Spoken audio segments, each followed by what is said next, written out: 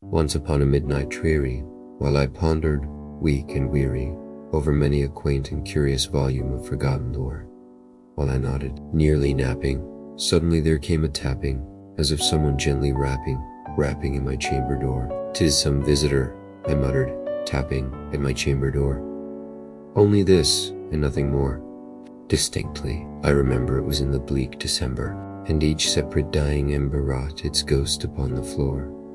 Eagerly I wished the morrow. Vainly I had sought to borrow from my books surcease of sorrow for the lost Lenore, for the rare and radiant maiden whom the angels name Lenore, nameless here forevermore. And the silken, sad, uncertain rustling of each purple curtain thrilled me, filled me with fantastic terrors never felt before, so that now, to still the beating of my heart, I stood repeating, "'Tis some visitor entreating entrance at my chamber door, some late visitor entreating entrance at my chamber door. This it is, and nothing more." Presently my soul grew stronger, hesitating then no longer. "Sir," said I, "or madam, truly your forgiveness I implore, but the fact is, I was napping, and so gently you came rapping, and so faintly you came tapping at my chamber door, that I scarce was sure I heard you. Here I opened wide the door, darkness there, and nothing more. Deep into that darkness peering, long I stood there wondering, fearing, doubting, dreaming dreams no mortal ever dared to dream before. But the silence was unbroken, and the stillness gave no token, and the only word there spoken was the whispered word, Lenore. This I whispered, and an echo murmured back the word, Lenore. Merely this, and nothing more. Open ere I flung the shutter, when, with many a flirt and flutter, in there stepped a stately raven of the saintly days of yore, not the least obeisance made he, not a minute stopped or stayed, but, with mien of lord or lady, perched above my chamber door, perched upon a bust of Pallas just above my chamber door, perched and sat, and nothing more. Then this ebony bird beguiling my sad fancy into smiling, by the grave and stern decorum of the countenance it wore. "Though thy crest be shorn and shaven, thou," I said, "art sure no craven, ghastly grim and ancient raven wandering from the nightly shore. Tell me what thy lordly name is on the night's Plutonian shore." Quoth the raven nevermore.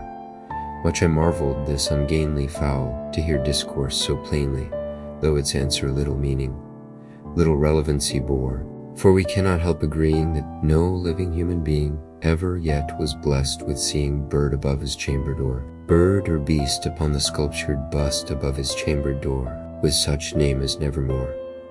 But the raven, sitting lonely on the placid bust, spoke only that one word, as if his soul in that one word he did outpour. Nothing farther than he uttered, not a feather than he fluttered, till I scarcely more than muttered, "Other friends have flown before. On the morrow he will leave me, as my hopes have flown before." Then the bird said nevermore, startled at the stillness broken by replies so aptly spoken. "Doubtless," said I, "what it utters is its only stock and store, caught from some unhappy master whom unmerciful disaster followed fast and followed faster, till his songs one burden bore, till the dirges of his hope that melancholy burden bore of nevermore, nevermore." But the raven still, beguiling all my fancy into smiling, straight I wheeled a cushioned seat in front of bird and bust and door. Then, upon the velvet sinking, I betook myself to linking fancy unto fancy, thinking what this ominous bird of yore, what this grim, ungainly, ghastly, gaunt, and ominous bird of yore meant in croaking nevermore. This I sat engaged in guessing, but no syllable expressing to the fowl whose fiery eyes now burned into my bosom's core. This and more I sat divining, with my head at ease, reclining on the cushion's breast that the lamplight gloated o'er, but whose velvet violet lining with the lamplight gloated o'er. She shall press, ah, nevermore. Then, methought, the air grew denser, perfumed from an unseen censer swung by seraphim, whose footfalls tinkled on the tufted floor. "Wretch," I cried, "thy God hath lent thee. By these angels he hath sent thee respite and nepenthe from thy memories of Lenore. Quaff, oh, quaff this kind nepenthe, and forget this lost Lenore." Quoth the raven nevermore. "Prophet," said I, "thing of evil, prophet still, if bird or devil, by that heaven that bends above us, by that God we both adore. Till this soul is sorrow-laden, within the distant Aidenn, it shall clasp a sainted maiden whom the angels name Lenore, clasp a rare and radiant maiden whom the angels name Lenore. Quoth the raven, nevermore. Be that word our sign of parting, bird or fiend. I shrieked, upstarting. Get thee back into the tempest and the night's Plutonian shore. Leave no black plume as a token of that lie thy soul hath spoken.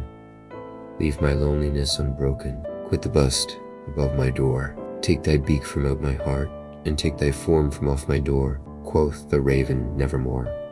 And the raven, never flitting, still is sitting on the pallid busts of Pallas just above my chamber door. And his eyes have all the seeming of a demon's that is dreaming, and the lamplight o'er him streaming throws his shadow on the floor. And my soul, from out that shadow that lies floating on the floor, shall be lifted, nevermore.